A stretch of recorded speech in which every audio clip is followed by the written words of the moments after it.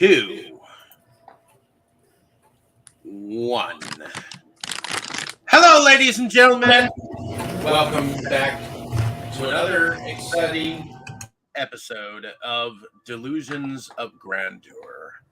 I am one of your hosts, but today we are going on about a film that was filmed in 1967, directed by Arthur Penn. And it was chosen by our good friend Boris, who just so happened to have a recent birthday, which he shares with one of the title names of this movie. Oh yeah, that's true. Funnily enough, yeah, it was my birthday on March 24, which also happens to be the birthday of Clyde Barrow, the real Clyde Barrow, not the actor who played him. From now on, you're going to be known as Boris Clyde. Oh, I wouldn't mind, honestly. Maybe my birthday has something to do with how much I hate the authorities. Have you been robbing banks? Well, I haven't done that. I hope I'm never gonna have to do that either. But this particular film, Bonnie and Clyde, was a biographical crime film, which is based on true story of two romanticized lovers who ended up going on a crime spree in the 1930s.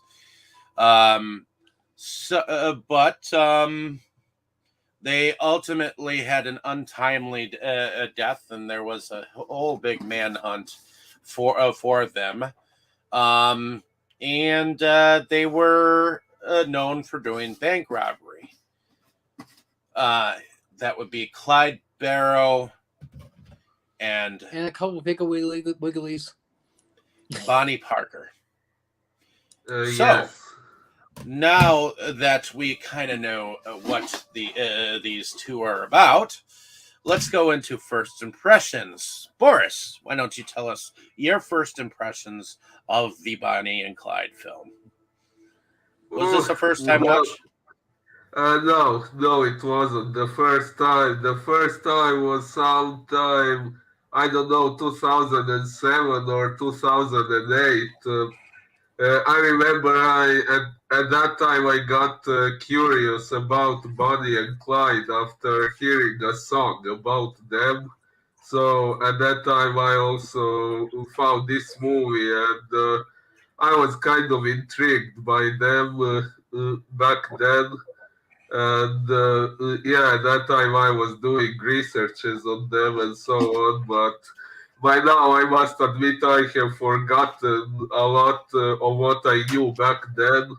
But yeah, back then I watched the movie a few times, although at that time I only found some. I found it dubbed in French with Croatian subtitles somehow. Today was the first time I saw it with in the original English audio.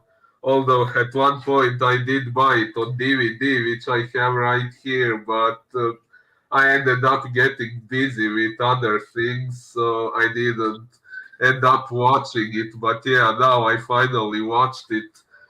And I must say, I really liked it quite a bit. Although, of course, I found the ending disappointing. But then again, that's history, so the ending couldn't have been any different from what it was. No, the ending. I would say that they probably got rather accurate, but probably, yeah. In any case, going over to Krol, was this a first-time watch for you? Yep, it was. And what did you think about it? I really enjoyed it. I mean, of course, most people have heard the story of Bonnie and Clyde. I didn't really know a lot about it, so it was interesting. I do agree with Boris that the ending was disappointing. But again, based on history, so it's even if it's not completely accurate, it's accurate enough that yeah. I mean, yeah, it's gonna happen, and you knew it was gonna happen, but it just I don't know. When it happened, it was just kind of like, oh no, kind of like yeah, I was believing the same as the other guy, that Bonnie and Clyde always get away, and they'll get away this time, and they didn't, and it was just like it was just horrible watching them, watching it. So, but yeah, the movie itself was really good. I really enjoyed it. I liked most of the characters. Really good actors and actresses in the film. I did not like his brother's wife. She was annoying. That scream, I felt I felt like Bonnie did, where just wanted to smack her and toss her out of the car or whatever. Yeah, she was quite annoying. And then she even ended up destroying them. Damn it. Yeah. So yeah, she did. Yeah. But is that your first impressions of the film? Yeah. Okay. Going over to Tammy, was this a first time watch for you? No, I've seen it before. I don't know how many times or when the first time was, but I've definitely seen it more than once. I thought it was a pretty good movie. I mean, the first time I watched it, I don't think I knew really much of the history on it, which was kind of, I guess, made it better the first time I watched it. I agree. But then, I still enjoyed it watching it other times, even though I knew, But it's been a while since I seen it, so I actually wasn't totally prepared for the ending scene because it had been a while since I had seen it. So I definitely was not prepared. But yeah, I've read up on it and everything, and the movie is pretty true. It is actually pretty true to the history, which is what I appreciate about it. And you did have good actors and everything. Yes, that lady, I could have just strangled her before she even got into the car the very first time. I would have left her. I would have left her behind. I would have been like, oh my if you God. don't shut up, we're staying here right now, and that's it. Oh, I would never have let her in the car the first time. But anyways, I did enjoy the movie. Anyways, okay. I'm sorry, Dave. What did you say? I said, anyways, what? I did enjoy the movie. Okay, cool. And I can't really say when I actually saw this film, but I know that I've seen this film at least more than a couple of times.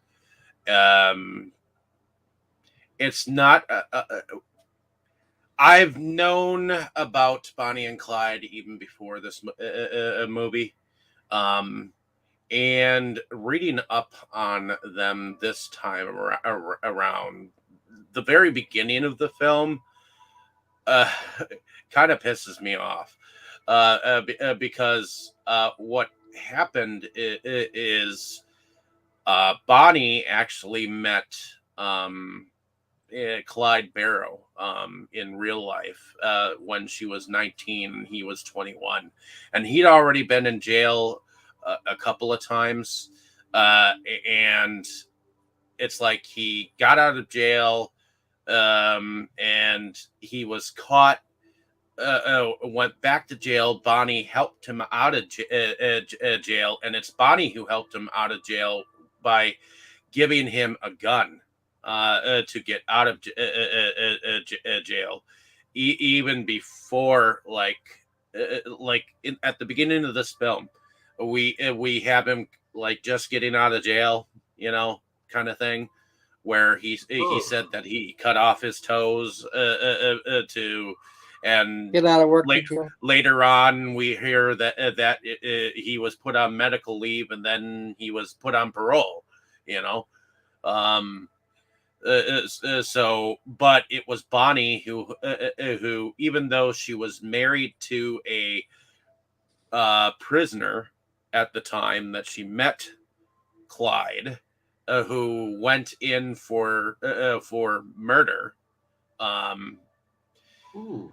because she was married at the time that she met him. So instantly these two seem to have like a specific liking to each other, in real life. So what pisses me off is that the film just kind of gradually seems like they just happened to meet while he was perusing her mother's car, where it didn't exactly happen that way. He'd actually been in prison several times, and her helping him because of that relationship between them, and then they went on their crime spree. which only lasted how many months, Tammy? 21 months. Which wasn't even a 2-year span. So. But I think in the beginning, when he is checking out her mother's car, the only reason he's there checking out her mother's car is because he knows her.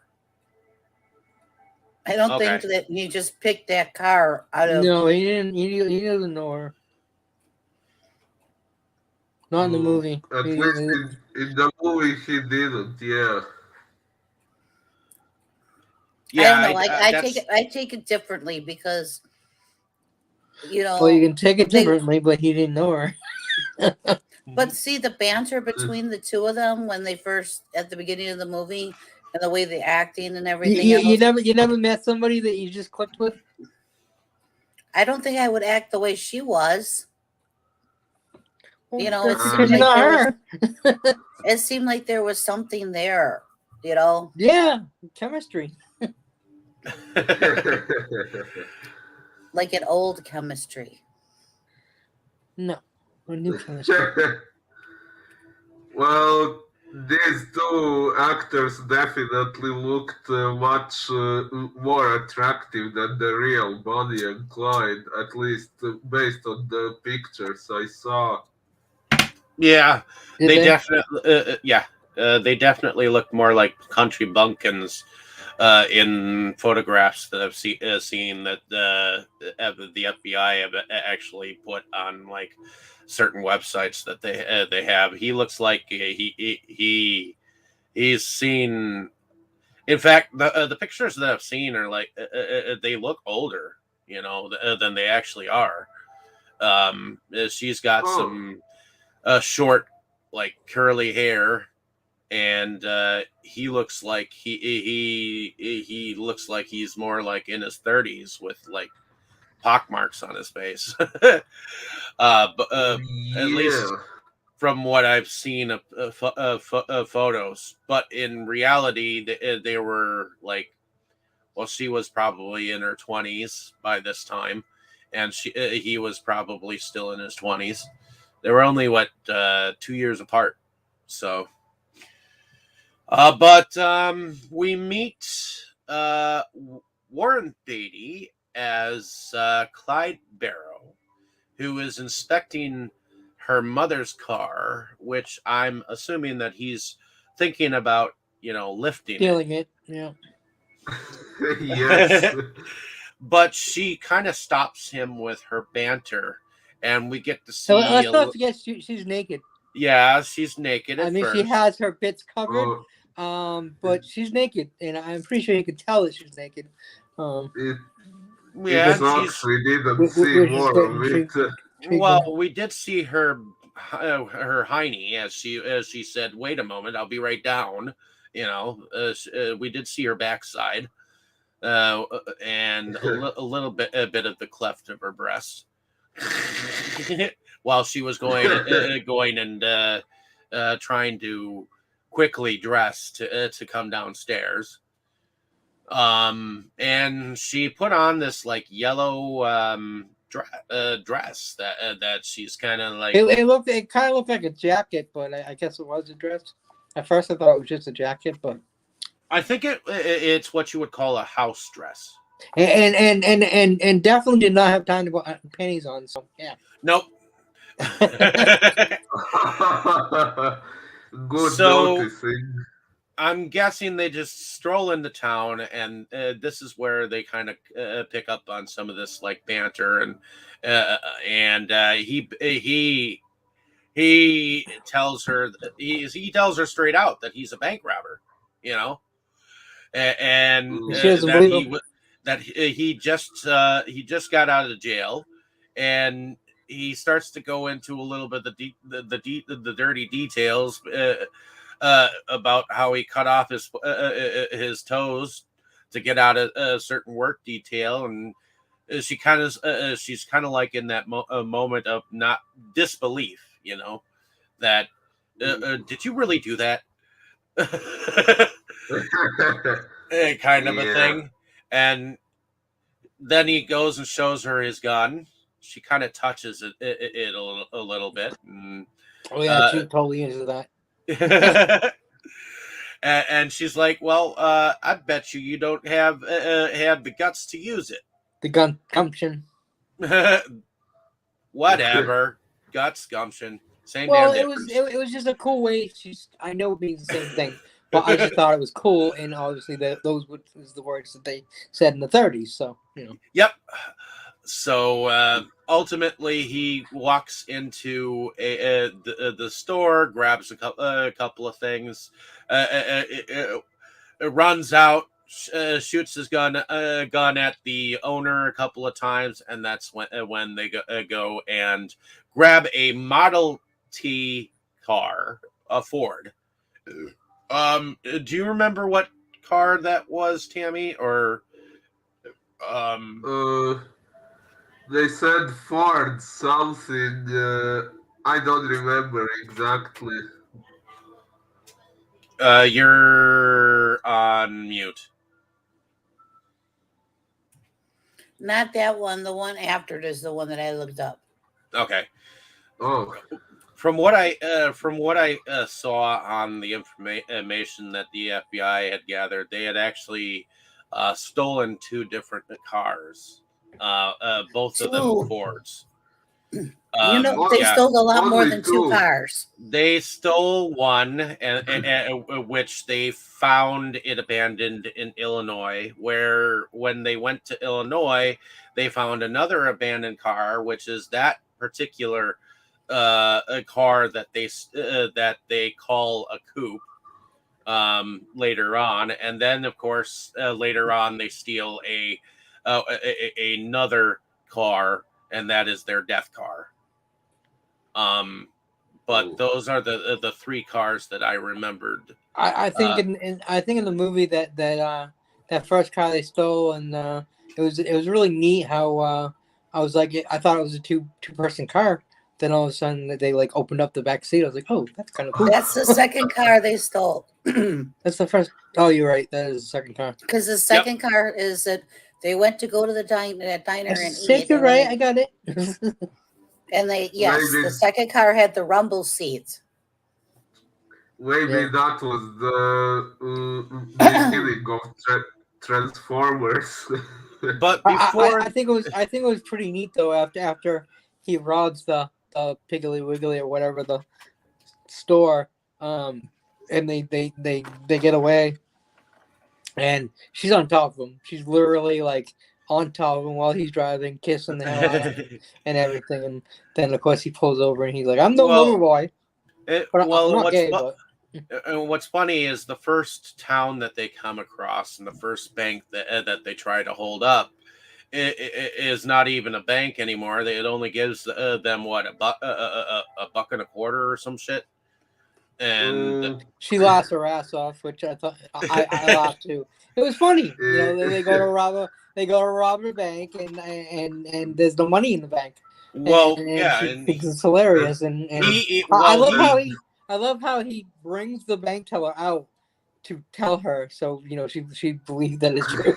And then she starts cracking up Yeah, laughing. and then they spun out the glass. Yeah. Yep. And then that is when they run into their first person that they acquire in their gang. Well, before that, they run into that. They were staying at that house, and the poor people that got evicted from their own home, they sit and have a talk with, and let them shoot up their own house. Well, Oh yeah, that was good.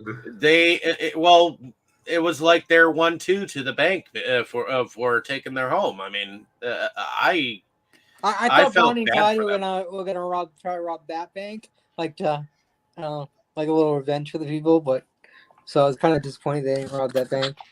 Mm, Yeah, but it was still good. Like they were like, if these people aren't going to have this house, then these bank vultures won't either. Yeah, yeah. It was like I said, they were kind of for the common people, and even the first person that they end up killing, like he didn't want to do it, and the person jumps on the car trying to get them. The guy's an idiot. Why would you do that? Like, what could you possibly do at that point to stop them? And all you're doing is risking your own fucking life. It's like that moment where he's just gathering groceries, holding Yeah, holding and then the guy grocer comes at at him gunpoint with a cleaver. with a cleaver. Yeah. Oh, When he runs out of there, he's like, "Why did he try to do that? I didn't even try to kill him." Yeah, he didn't do anything. They weren't even stealing the money. They were just stealing some groceries that they needed. So they were just stealing enough that they needed. yeah. He just couldn't get it in his mind why the dude would like attack him and try to kill him that way for just it's not worth his life. And I turned to Tammy. I was like, if you were a bystander in a store and somebody came in with a gun, what would you do? Run the fuck away. I would just either get to the ground or not do anything. Would any of you try to stop this this dude with a gun? No. I'm not Superman, No. so no. Bullets don't bounce off me. Would you try to attack this person with a gun? Definitely not. No. I've been robbed by gunpoint. Okay, so would you attempt to get the authorities involved at this point in time if a man walked in with a gun? Not with him still standing there and having the gun. Exactly. Well, when I got robbed at gunpoint, yeah, after I they ran away and I got my car, the first thing I did was get a hold of the police. But yeah. But you wouldn't attempt to try to get the authorities' attention while he was in there. No, because when I was in the bar when I got robbed, we didn't do anything until after they were out of the bar. And then we locked all the doors so they couldn't get back in, and I called the cops, and we did what the cops said to do. So, I didn't see why the dude attacked him with the meat cleaver. I saw no reason for that to happen. No inkling in my mind. To me, if you get robbed, you let that shit go. It is either your life or your shit. Your life is more important than that piece of stolen goods. Than a few groceries. Correct. Well, yeah, there was like four guys that came into the bar. There was probably maybe a dozen at the most people in the bar, and nobody tried to do anything to stop them. They just did what they said to do because they all had guns. And when they left, then we. Yeah. Then we called the authorities. Well, in any case, it was shortly after this that they end up going to a gas station, where I guess the gas station attendant is this young kind of punk dude who seems Goofy to know looking a little. dude. Yep. And what's interesting is I think that he has also played in some other movies that I Oh, I've definitely seen it remember. before. Mm, I think I remember him as the dude who played the older guy of the punk in the movie It. ooh. I think he played the older of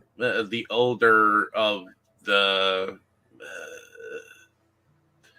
I forget what his name is in there, but I think he played the older gentleman who was being controlled by it. So, Oh. Well, he's not really a punk or whatever at this. I think he's a wannabe. He's you can see when they ask him, he gets all shy and all okay and everything. But then, yeah, I can do that. Yeah, I can do that because he wants the excitement. You know, he's probably so bored at his job that he wants to, and they goad him into coming along. They really do. I mean, they're sitting in the car and they're like, oh, he's too young for this. He probably doesn't even have the guts to do any of the. Oh yeah, total psychology. Fucking. But obviously he wanted to do it, and he's probably a little scared to do this, and then they're like, "Prove it." So he goes in, takes all the cash from the register, and hops in the vehicle with them. Well, he tosses it in Bonnie's lap, and then they open up the back. Then they open up and show that there's a back seat. Like I said, I thought that was neat because I'm like, I kept thinking the whole time, like, where the hell is he gonna sit? Are they gonna find another car? Are they gonna steal another car? Like, that's all I could think of the whole time. The whole banter between them trying to get him to join, and then they open up. I'm like, oh, whoa, there's a seat back there. Like that was a surprise moment. Like, I didn't know that they had cars like that. Like, I don't know about vintage cars or anything. So you never seen a car with a rumble seat before? No.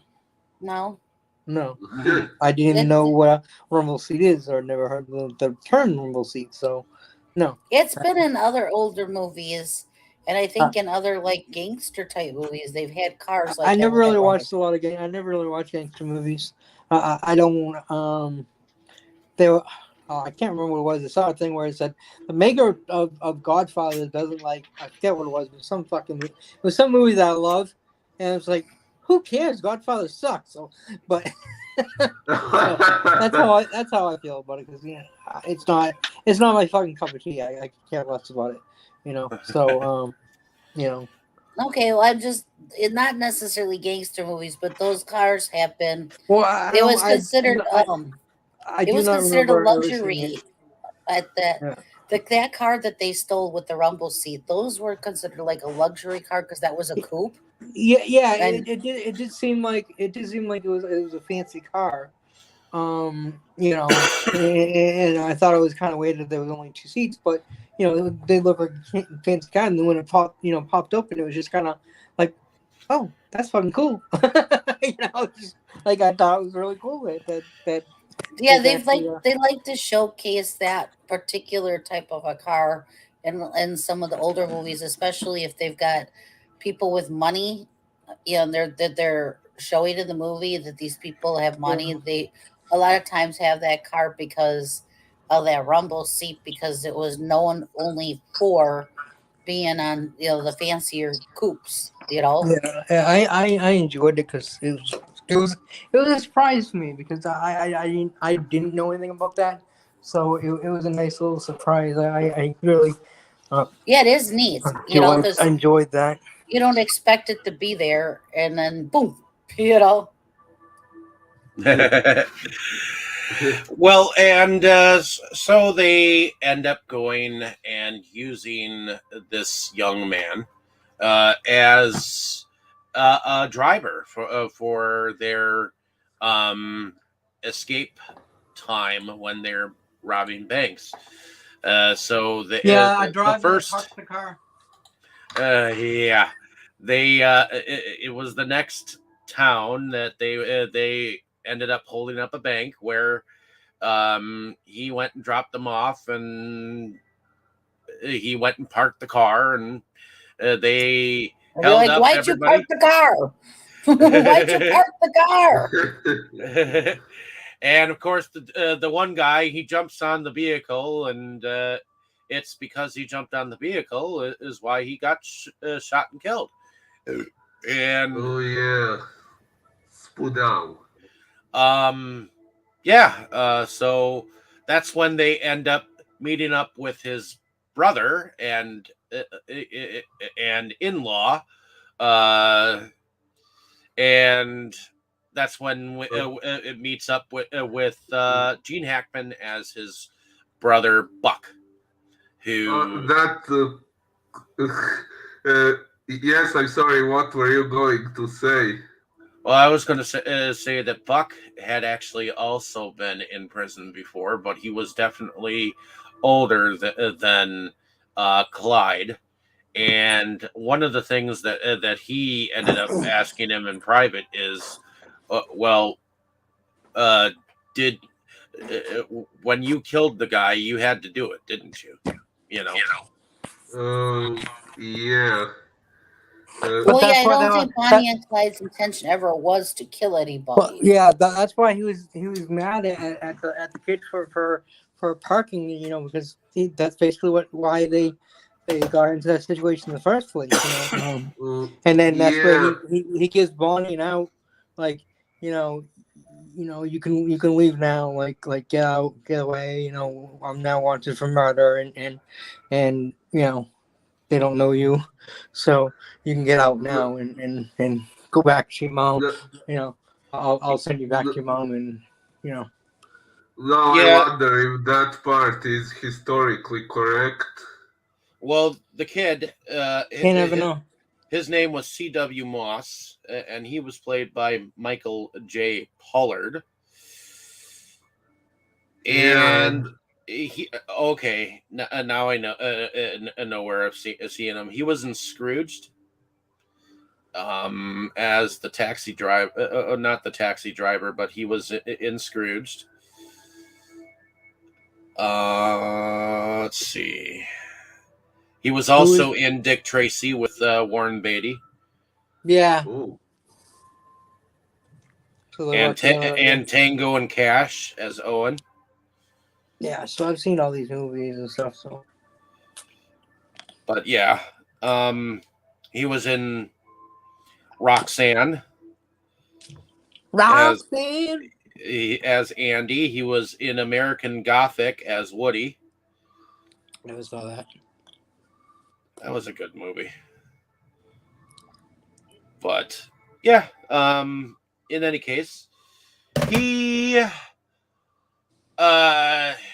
just reminds me of like this bumbling kid who wanted to be like everybody else, you know. And ultimately Buck,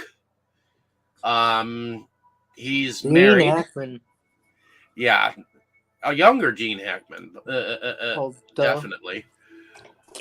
But the second I saw him, I'm like, Gene Hackman. I mean, as far as Gene Hackman is probably one of the best, in my opinion, the best actors in the movie. I mean, obviously I love Gene Wilder, but he's not really in the movie enough. Gene Hackman, I loved him as Lex Luthor. So he did. As in Superman 1 and 2. So yeah, definitely definitely love Gene Hackman. He definitely plays a great bad guy. And he's kind of like he's the bad guy, especially like in this one, which in other films I've seen him like that too. Where he's kind of the bad guy, but he's kind of a likable bad guy. You know, he's not the bad guy you hate or you want to see get it. You know. No, he seems like he's the likable brother. Yeah, exactly. Well, in this one, he wasn't more of a bad guy than they all were.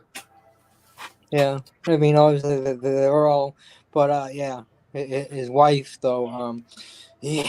Oh yeah. Now I'd like to tell a joke I wanted to tell a moment ago. Go ahead. What's the difference between in-laws and outlaws? What? Outlaws are wanted.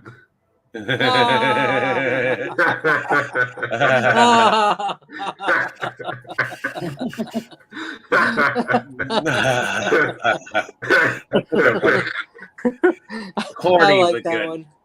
I like that. Thanks. I thought it would be appropriate here because an in-law like Blanche Barrow wouldn't be wanted. Well, what do we think about Blanche when we first meet her? Is she likable at first? Annoying. Oh, she's No, annoying. screw that bitch. Well, at first, okay, I don't know. The first time I watched the movie, I don't know, maybe I didn't dislike her at first, but now I did already dislike her because I knew what she would end up doing to Bonnie and Clyde. So yeah. Well, ultimately, she ends up tagging along with the group just because she's wife to the husband of an outlaw. So,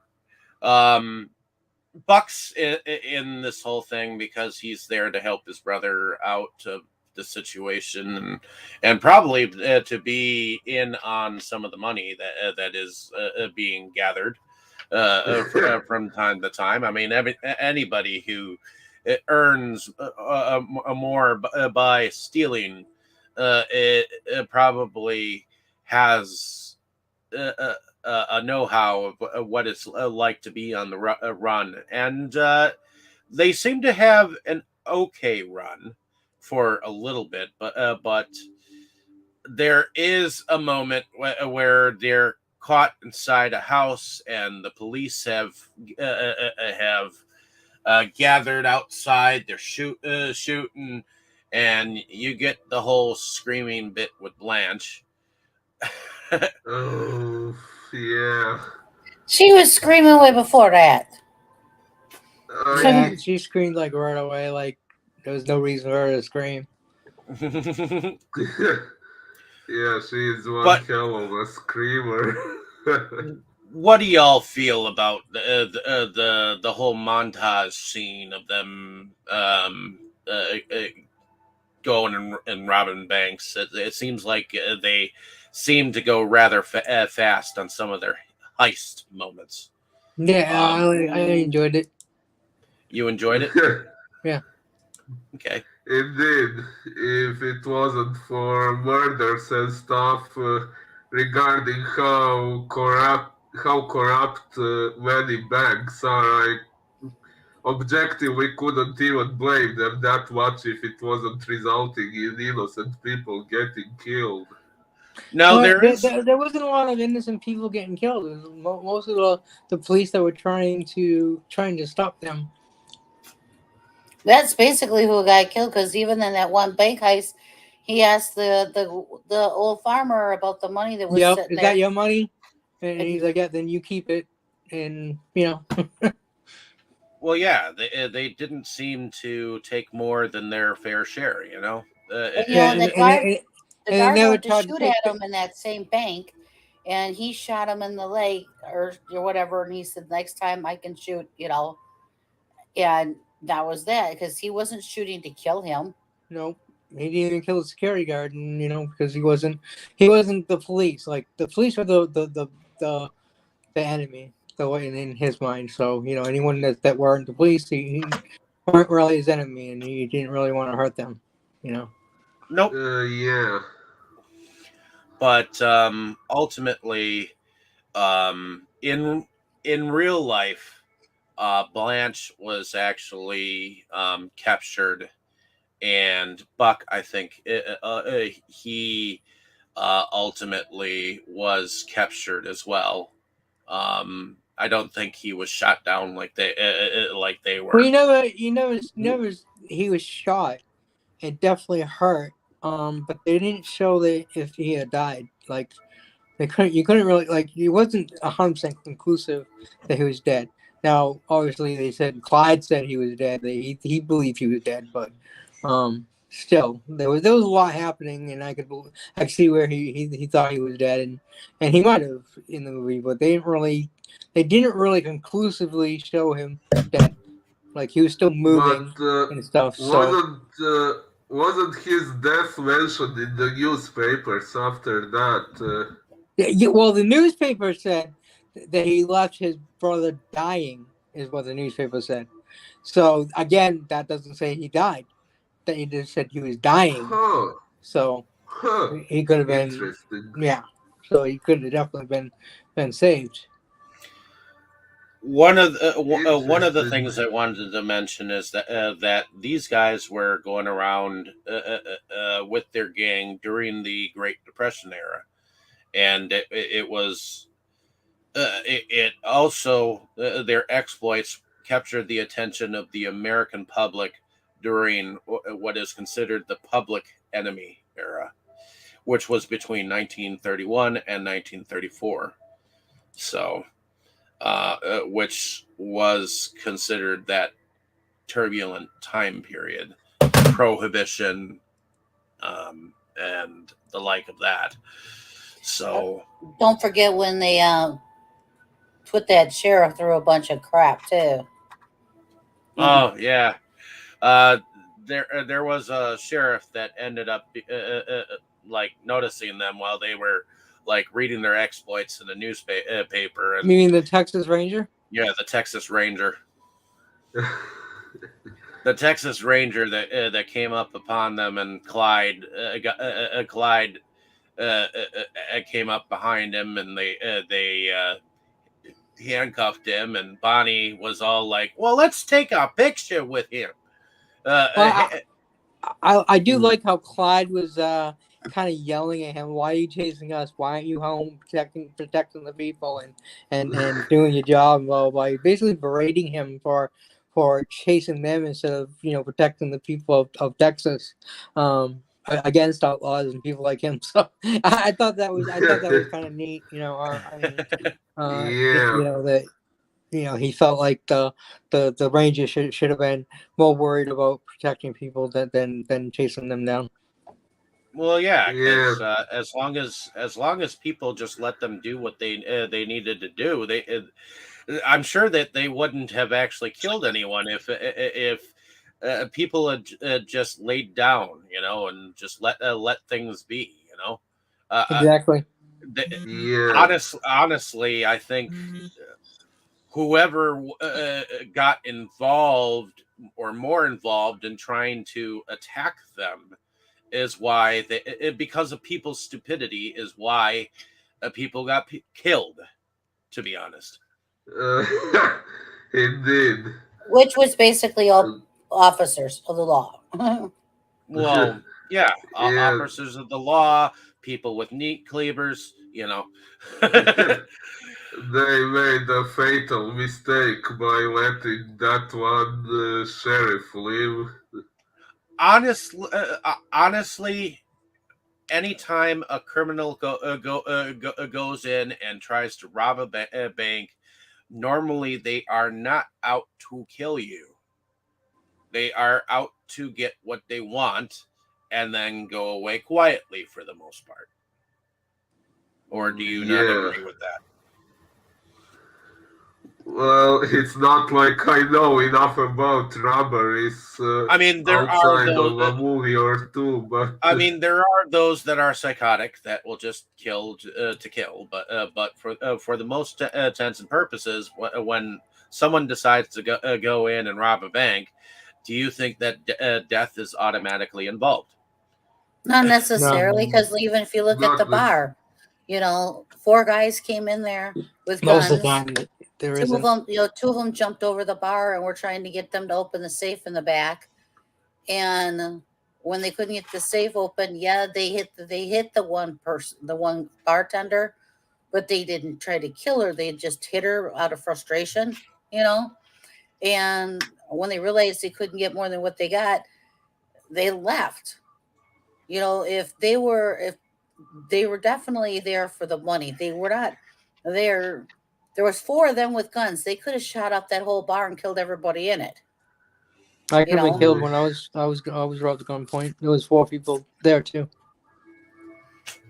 so I don't. Indeed. For the most part, I don't think people that go into a bank or a gas station or a bar or like you with you, Krol, I don't think the intention for the most part is to kill. I think the gun is just As is a long way as to no one make you plays, as long as no one plays hero, right.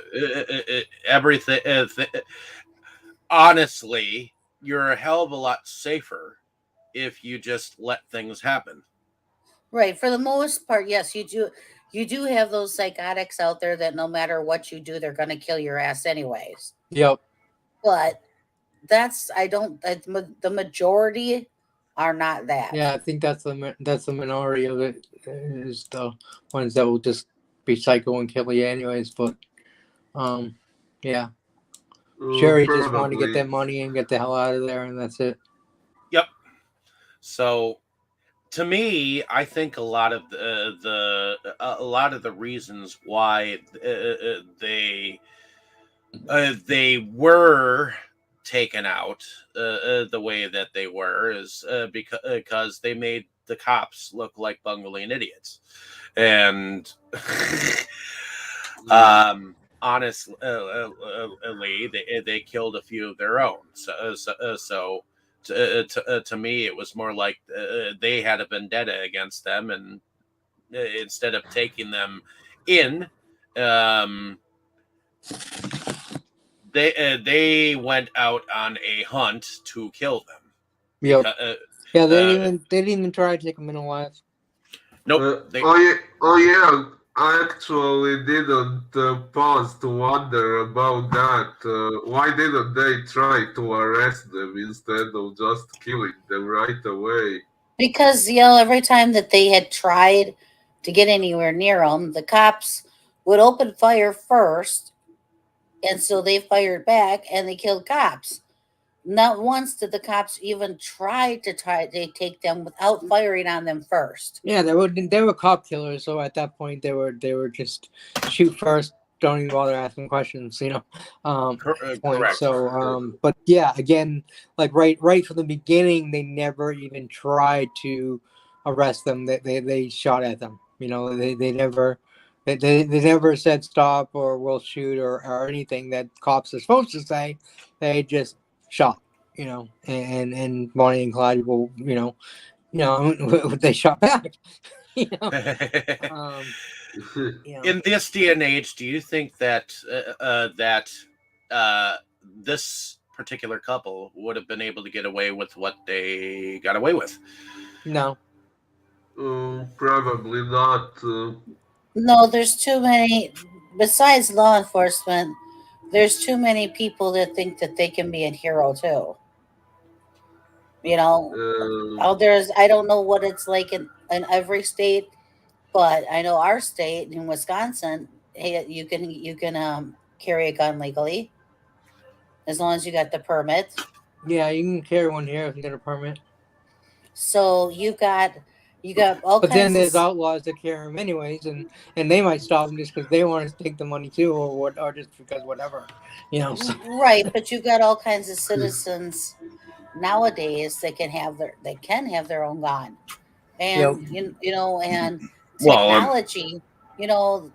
the technology nowadays, if you're in New York, they can tell if the car went over to this bridge, and if it came back, because you have to go through these tolls, and they take pictures of the license plate, so they know that, hey, that car went through here at 8 o'clock. I mean, And they it came did back they at did switch 8:15. cars, which was smart, but still, I mean, even I when they're mean, trying to switch cars, I don't think they get away with it. right, the technology nowadays, no, I mean, you need maybe pull it off a couple times, but then it would, between technology and people wanting to be their own hero, Yeah, I don't think they would have gotten as far as they did. no. But ultimately, on the one hand, Bonnie started to crack under the pressure because she started getting homesick. And then when she actually did go and see her mom, that was kind of like that was kind of like a moment where Clyde had like these like somewhat good intentions about saying, "Hey, after we get enough, we're going to settle down near your mother, or Mrs. Hackman. Yeah." And she's like, you know what? I don't know nothing about this kind of a life, but you keep on running. There's a line that her mom says that's like really strong, because she basically is. This is basically like her goodbye to Bonnie, because she doesn't think that Well, she said straight out, if they settle down near her, they won't live long. Uh, yeah, well, an interesting fact about her mom, from what I read recently, she is the reason why Bonnie wasn't really buried next to Clyde as she wanted to be. The mother didn't let that happen. She was like, he had her in life, he won't have her in death. And they weren't buried together as Bonnie wanted, as she wrote in that poem. But I read something about some members of their family nowadays wanting to do something to move Bonnie's grave next to Clyde. Not sure if they've maybe done that by now, but yeah, they weren't buried together because of the mother. Well, and one thing that I think happens about this couple is that they are romanticized over time. I mean, they were sweethearts, I believe they loved each other, I think, Yes. and they got excited doing these bank robbings together. In fact, it was kind of like the next new thrill in her life. I don't think they loved each other at first. I I think think they got she was lusty for him immediately. But yeah, right, but then as time went on, and between the excitement of what they were doing and them being together all the time, they grew on each other. So I think, yes, in the end, that they were in love and they In loved each other. in real life, one of the charges against Clyde was kidnapping. Do we believe that Bonnie was kidnapped at first? maybe not Bonnie, but the couple he kidnapped. Well, Gene yeah, Wilder Yeah. and then the they girlfriend. they went and stole his car, so he went in another car Right, after them. right, but then they decided to turn around and get the police, and Clyde's like, let's go get him. Like they weren't trying to kill him or anything. They just They just had some fun with them, taking them on a joyride and everything. Yeah, I mean, they never threatened them or anything. They never really act like they were going to hurt them or anything. They just, wanted to make him part of the game for a little bit, and until they found out that he's a grave digger, and they kind of tossed him out to the side road somewhere to let them decide for themselves. But yeah, so I mean, technically it was kidnapping. I mean, they did have guns and they did force them, but So. It's shortly after that's when the big manhunt is set in order, and a trap is set by the police, and I believe it's because of Blanche why they are their doom is set in stone because she's kind of she's all bandaged up looking like a mummy, and because they had that big shootout. The cops figured out where they were because they went to go get supplies, and some guy noticed that CW had that gun in his waistband, and that guy saw them and called the cops. The cops figured out where they were, and that's when that big shootout went on. And that's when Buck and his wife both got injured. And that's when, they end up, after that they end up at CW's father's house. Yep. Taking refuge. Which he helps them. He helps them, but then betrays them. Yep. Yeah. Because at first he's like, I'm glad that you are with them, making a man of yourself. Yeah, well, he was saying that on the face, to them, but behind their back to his son, he's like, you gotta get the fuck away from these people and stop doing this. And he was totally berating him about that tattoo, but he wasn't gonna tell them how he really felt about them, And did he succeed in getting him out from the gang? Yeah. Yes, because when they went into town, he went across the street to the hardware store while they were in the store, and then he took forever to come out of the store. Bonnie went to go look for him, and that's when an officer's vehicle pulled up, and so Clyde took off and picked up Bonnie and said, that they would come. They said that they were going to come back in about 20 minutes and pick CW up. Well, he was looking out the window and he was watching them. Yep. And he was smiling because he knew they were going to get away, as he said to his father that they'll always get away. Unfortunately. But he didn't know, I don't think, that his father had. Yeah, he didn't know that there was going to be an ambush. And I wonder, is that where the term ambush came from?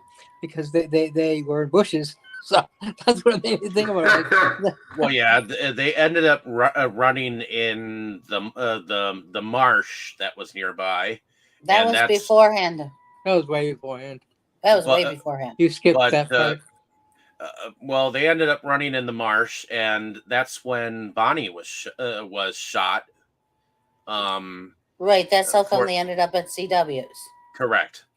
That's why, and she got bandaged up, and I'm assuming that there was some time that went by because suddenly she was better, Well, Clyde got shot too in the arm. Oh, he did.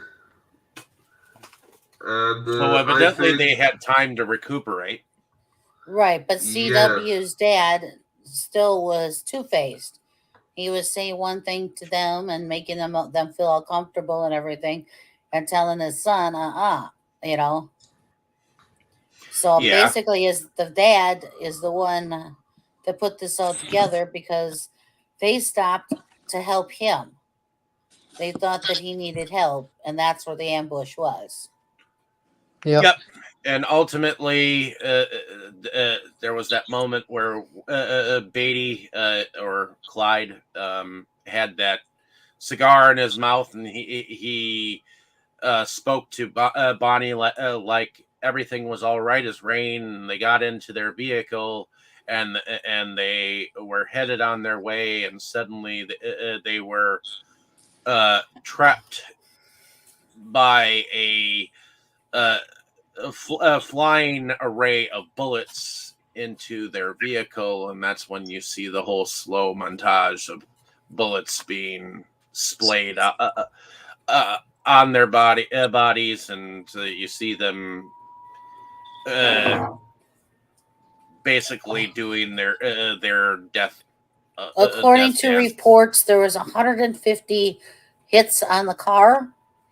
And Bonnie took 26 bullets, I believe, and Clyde took 17. I guess they really didn't like her. So, and the car itself, the 1934 Ford, is on display at a casino in Nevada. It's called Peter's Fantasy Casino. It's got glass all around it. It's right when you come in the door, and it's on. And there's been controversy over the years about if that's the authentic one, but they traced this bill of sale and everything, and that is the actual real car.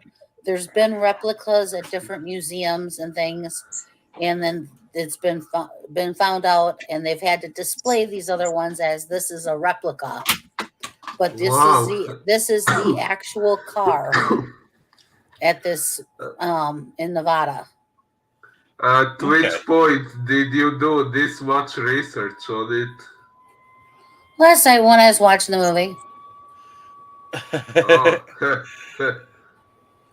But in any case, I think it's at this point that we can talk about the production. I remember I like cars. I was kind of interested to find out what happened to the car. Makes sense. So, Boris, what did you think about the production of this film? Well, I would say it was pretty good. I would say maybe the way it's just cut off in the end, maybe that's a little bit too abrupt.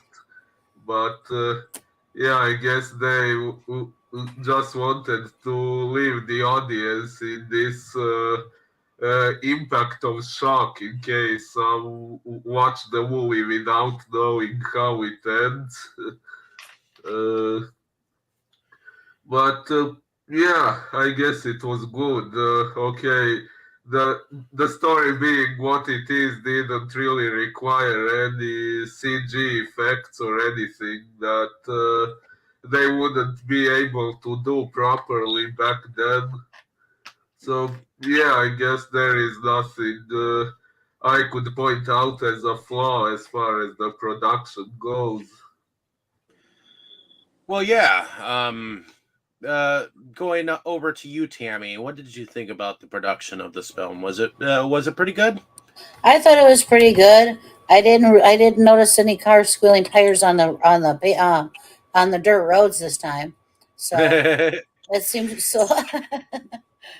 That's one of my pet peeves is when they show a chase and they're on a dirt road and tires squeal. It's like that doesn't happen. You know? It's inaccurate. Right. So this seemed pretty accurate, you know. I got a kick out of all the things that they put those cars through, driving through fields and everything else. They seemed, at that time the cars were made a lot tougher than they are nowadays. So I thought that was pretty good.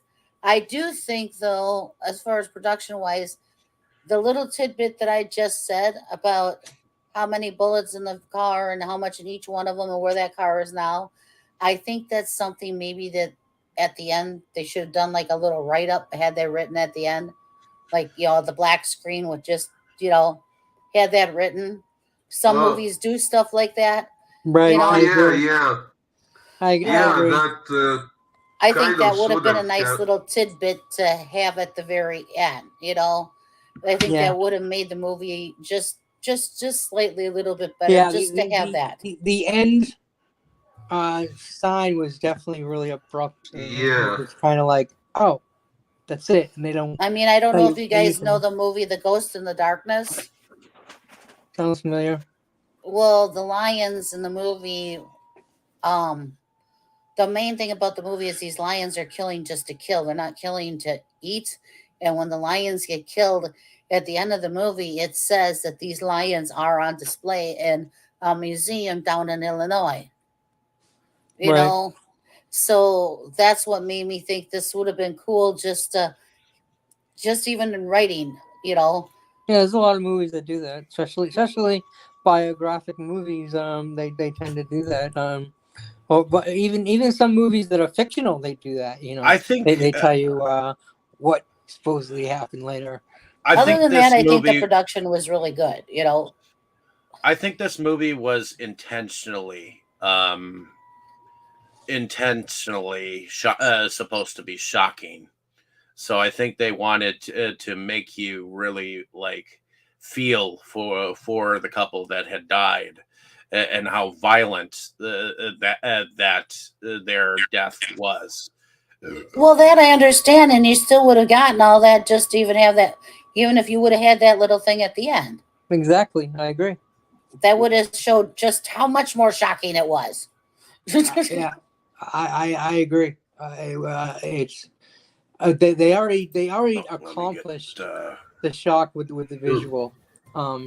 They could have actually given more shock by being given the statistics, which are pretty shocking in their own right, and definitely would have made it slightly better. I just thought, like I said, the end was like, oh, it's over. Like it just didn't. The climax is kind of just like big, and then it was like poof. Before the climax never had a chance to come down a little before it ended. It just was like poof, Right, just that little bit of which that just would've been kind of cool, left you. so. And I guess it left you wanting more, which they say you should do. But it's not like they can make a sequel because they're dead. Yeah, I think at one point I saw something like a trailer, but I don't know if that was a real trailer or just some joke. Like they were announcing an animated movie with some undead Bonnie and Clyde, something like that. But not sure if that was a real trailer or just a joke. I don't know. I watched this on HBO. But in any case, so what did you think about the production, Krol? I agree with Boris and Tammy. Production was good. It was everything was looked the way they should. Even the car scenes weren't really annoying like in some movies. If they felt they seemed more real than in some of the older movies like that. Everything was good. The biggest complaint I would have is the same as Tammy. How it was just spit out and then poof, nothing. It was just like shocking and then gone, like nothing. It was just I kind of felt like there should have been something else, something there, and I think the words, saying like the actual them really being killed and maybe what happened to the other guy and whatever, just a little and the brother if he really died or whatever, just little blips of information there would have added so much more to the story and it ended it properly than just the end. The end, it was just like wait, what? I really felt like it wasn't over. Like the end just popped up there. Like, wait, what? Like, it's missing something here. Do you all think that? Bonnie and Clyde deserve to die? Well, I don't know. Again, I don't know exactly how accurate this movie is to the real history, don't know how many people and under which circumstances they killed. So I can't say for sure, but as far as we've seen in this movie, I wouldn't say they deserved to end quite like that. Well, in the law's eyes, they deserve to die because they had killed fellow lawmen. And so Yeah. the law was not going to try to take them in anymore. They weren't going to be nice about it. They were, you killed our fellow lawmen, we're going to kill you, and that's it.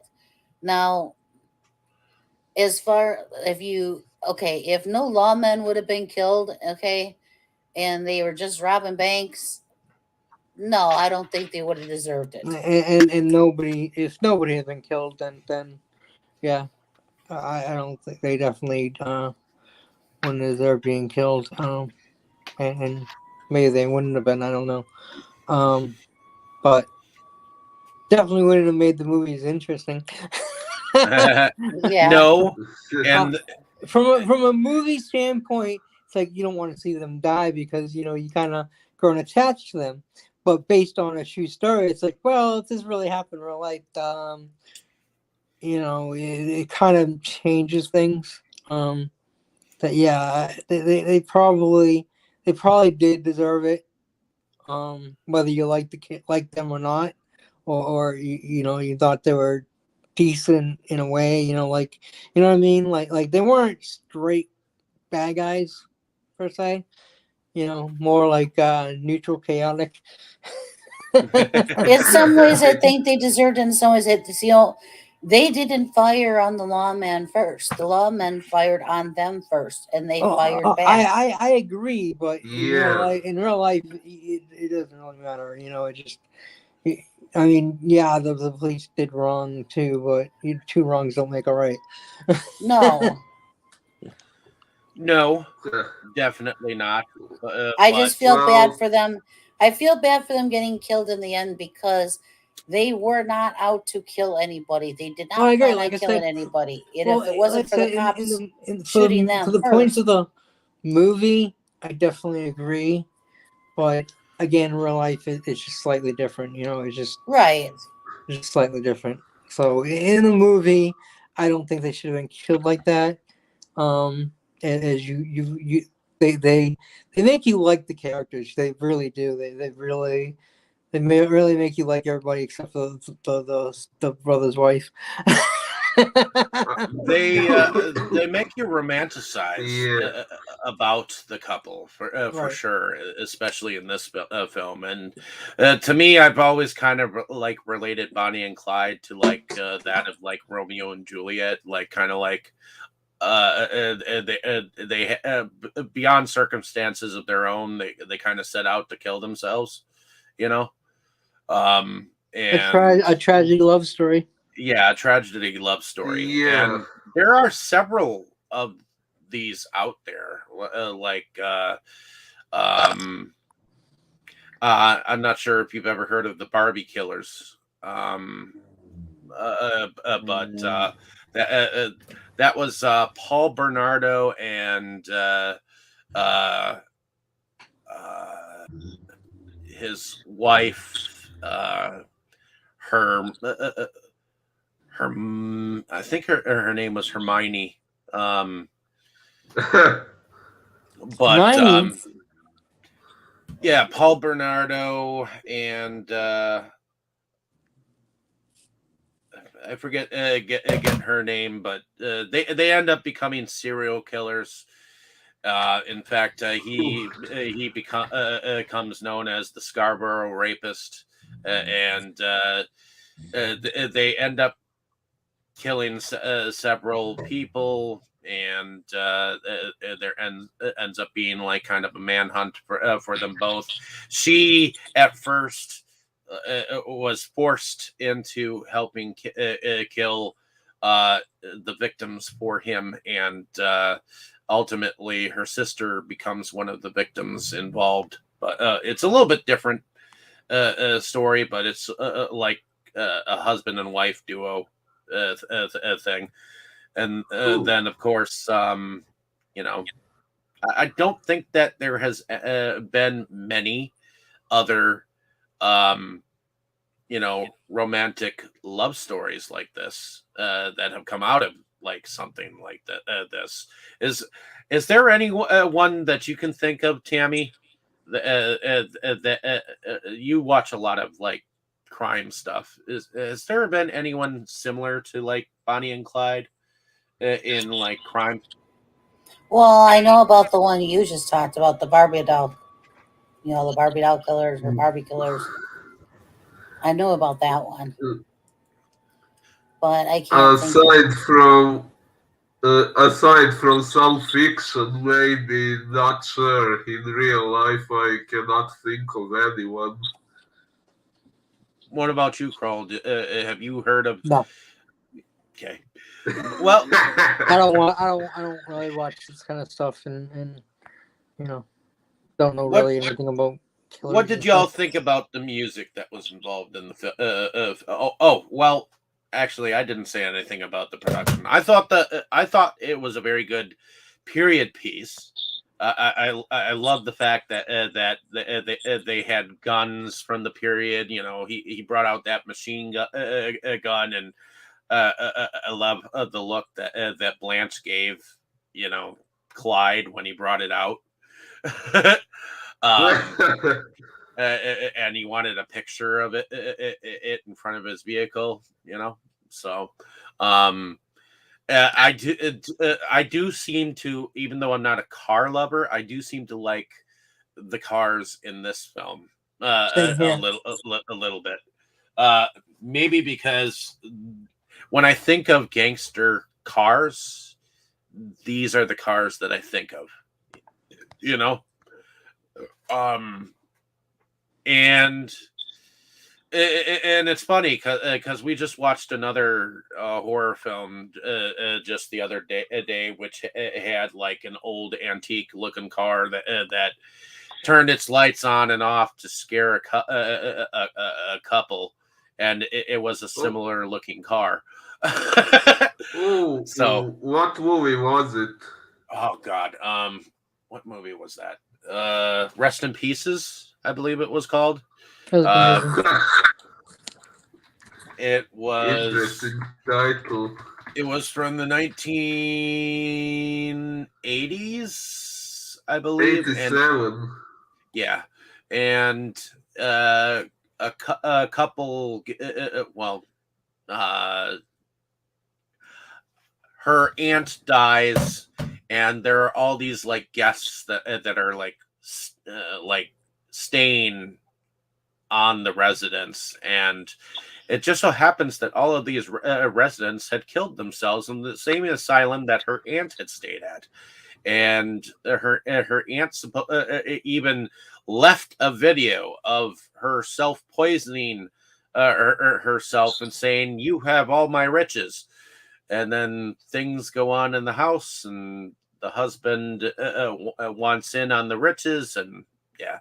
But there's a car that's inside that just kind of reminds me of some of the cars in this movie. So, but what did y'all think about the music?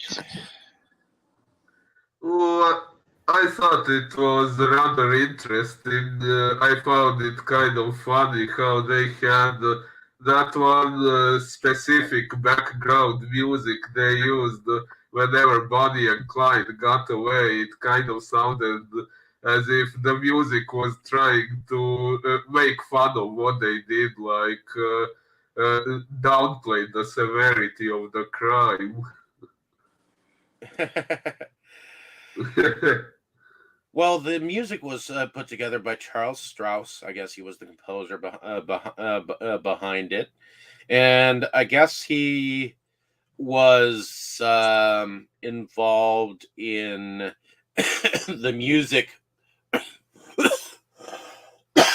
from the original Annie musical, and the music in Bye Bye Birdie. So I guess that's kind of interesting. Bye Bye Birdie was a cool musical with Dick Van Dyke starring in it.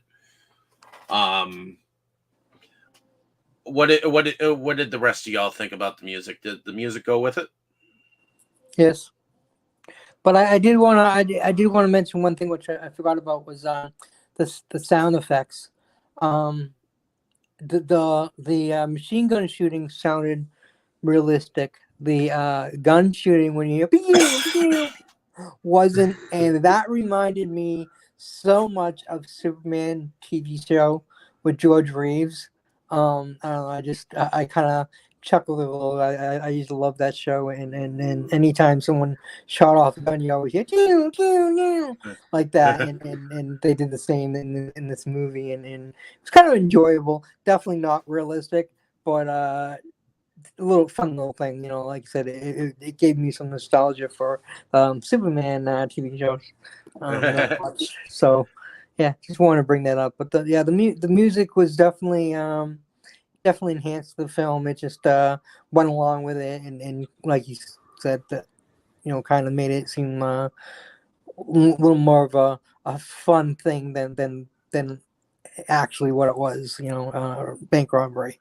It just seemed like a fun little thing, and it just kind of moves you along with the movie, and doesn't take away from the film. I mean, you notice it, but you don't notice it so much that you're not paying attention to the movie. So it just kind of blends in there perfectly, and adds to it.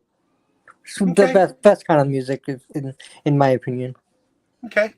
I think that's where we'll go into our favorite scenes. So, Tammy, if you could take a favorite scene from or scenes from this film, what would it be?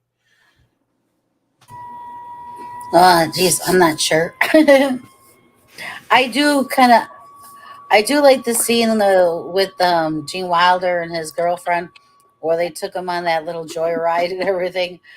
I thought that was a lot of fun. It showed. I guess it showed like a different side. They were just out having fun, and they thought we'll just take these two along with, and type of thing, But and I like a couple of the chases. I thought that they were pretty fun because they're going off the road and going through the field, and they're going here, going there, and so I thought they were entertaining. Okay. What about you, Boris? If you could take a scene or scenes away from this film, what would it be?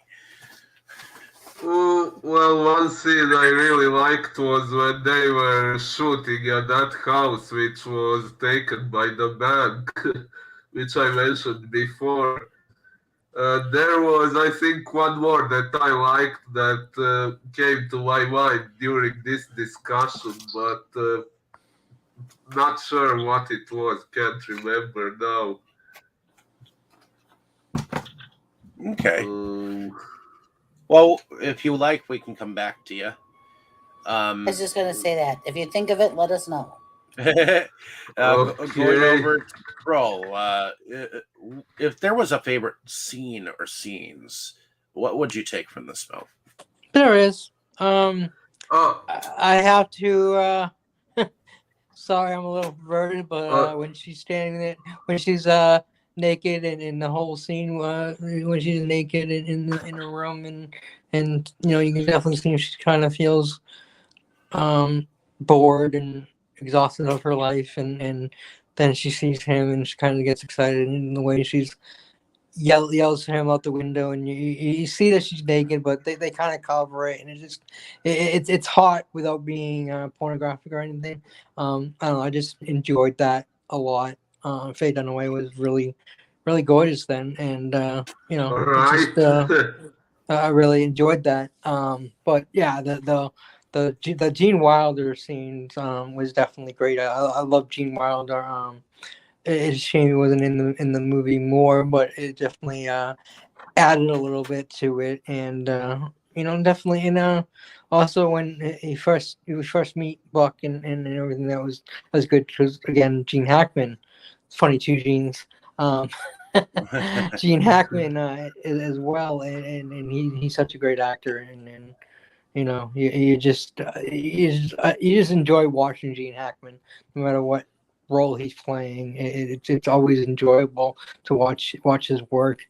In my opinion. I mean, Warren Beatty's a good actor too, as well. But I don't know. I just really enjoy Gene Wilder and Gene Hackman, and yeah. So those are my scenes. Yeah, we forgot to mention that there were 2 Genes in here. Oh yeah. Yep, 2 Genes. Did you realize that Gene Wilder, the name he had in here was Eugene? Yes. Yes, I noticed. Yes, Gene Eugene. Now, first when she said his name, I thought she said Uncle Gene. Like I thought she was his niece at first, and then I realized quickly that I was mistaken. But that's what I thought she had called him when she said his car was being stolen. Yeah, so that was interesting. Krol, you're not alone in the nude scene being one of my favorites. So I knew I couldn't be the only pervert. I'm sorry. I guess I enjoy a little bit of sexiness when it comes to movies. If there, I think that's why I like certain films sometimes. There's nothing wrong with that. A man who can enjoy. I am 100% a pervert, and every time that I wear that like a badge of honor.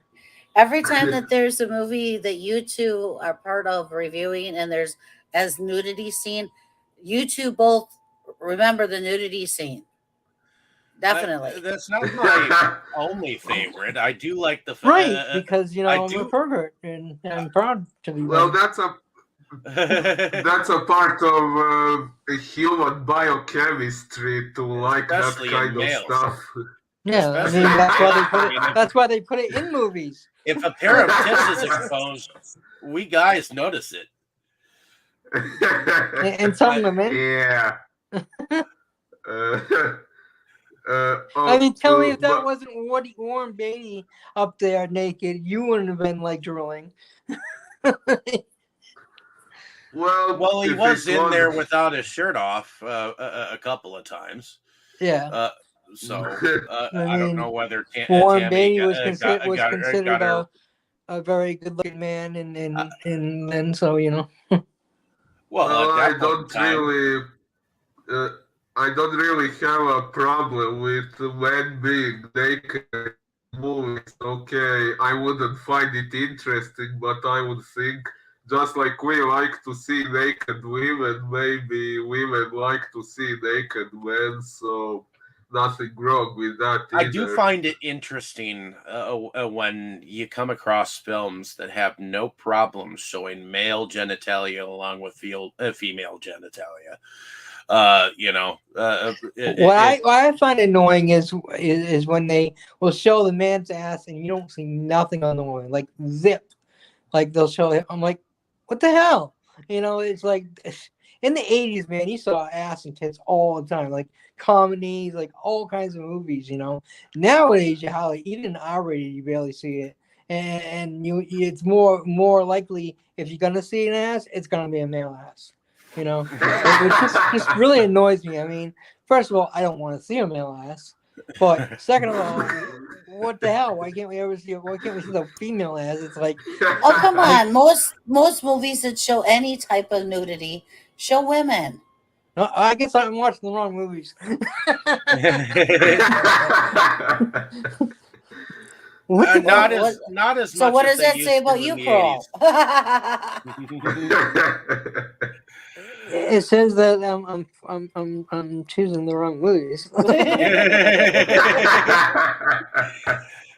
In any case, my other favorites are I do like seeing the rumble seat. That's always a unique thing with a car. It was kind of cool seeing that. For some reason, even though I find Blanche annoying, I also found it a little comical that she couldn't stop screaming. You would. Just a little bit, but she was downright annoying, and I do I do enjoy the end scene where they get sprayed with bullets. That is a very good slow moment. It's just it's they leave it for you to be shocked and like maybe even like I would almost call it like what do they call it when they try to get you to feel force you to feel an emotion, propaganda. Uh, Catharsis, maybe. I would almost call it a propaganda ending because then they are trying to make you feel a certain emotion, and that is to feel sorry for them. And people do. People immortalize these two in a sense that they almost make them heroes. You know, um, Yeah. Folk heroes. comic book heroes, even. Something that your 5-year-old child could see in a magazine. I want to be like Bonnie and Clyde. Well, on the stuff that I read, a crowd gathered very quickly after this, and people were trying to get a piece of their clothing. Some lady cut a piece of Bonnie's hair off, and Oh. the cops had to push people away. People were trying to get a piece of them, and they turned around and sold the whatever people managed to get. They did turn around and sell for a profit so somebody could sit here. I have a piece of this. And I read this in the stuff about Bonnie and Clyde. So even back then, people were that they were folk heroes. They worship them for for being the kind of people who would spit at Uncle Sam. And firstly, don't forget this is during the Depression when everybody was kind of feeling like the government's the enemy and we're all kind of screwed and so to them these guys that Bonnie and Clyde were heroes. But just think about it. Even back then, people were making a profit out of this. Yeah, they were making a profit off of their death. Yes. Which is probably a good money financial standpoint, I guess, if you don't really care about the finality of the things. Hey, we're dirt poor. Now we can make some money off of this shit. Well, the casino that owns the car, ended up paying. I think it was like $300,000 or whatever at the time that they bought it. Which that's in the 30s. No. They bought it in the 80s is when they finally got a hold of it. Still a lot of money, but not quite as much as it would have been in the 30s. Right. They said in today's standard it would have been like $750,000, but at that time they paid like $300,000.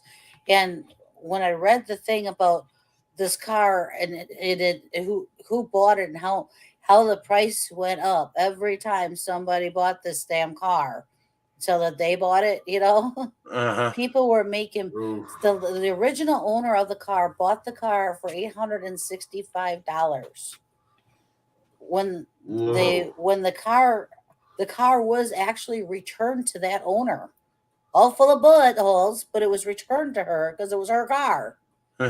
She turned around and sold it, I think they said for $2,500, and then that's where it went. Every time somebody bought it, they turned around and sold it for then they turned around and sold it, But that car was originally only $865.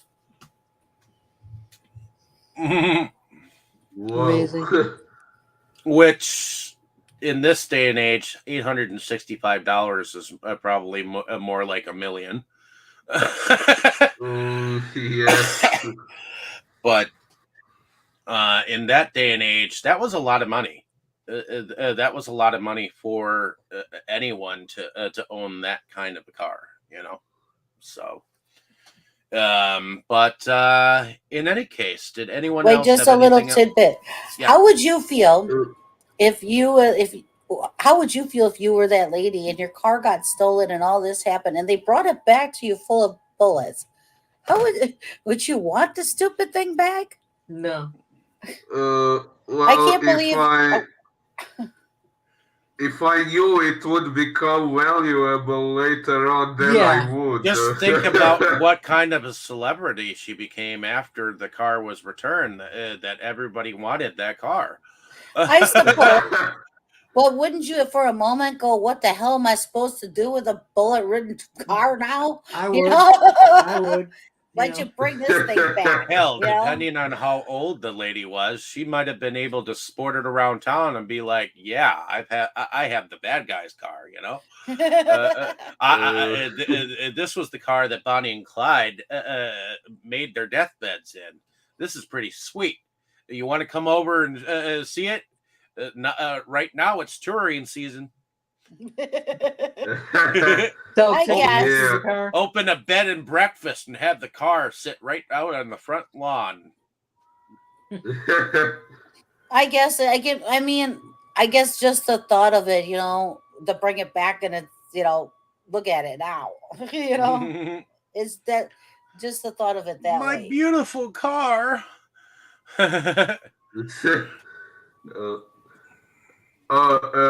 By the way, I remembered the other scene I liked. Okay. When they disarmed the Texas Ranger and started to goof around with him and make fun of him and say they would send a picture with him to the newspapers and so on. I would really like that scene if it wasn't for the fact that letting him go alive was what eventually got them killed. Yeah. Well, they actually did give the picture to the magazine too, to the newspaper. So, which probably infuriated the Texas Ranger even more, which is why maybe he was part of the whole big manhunt to hunt them down because he was so fucking embarrassed. I like when she kissed him, but yeah, I didn't like the way he spit on her.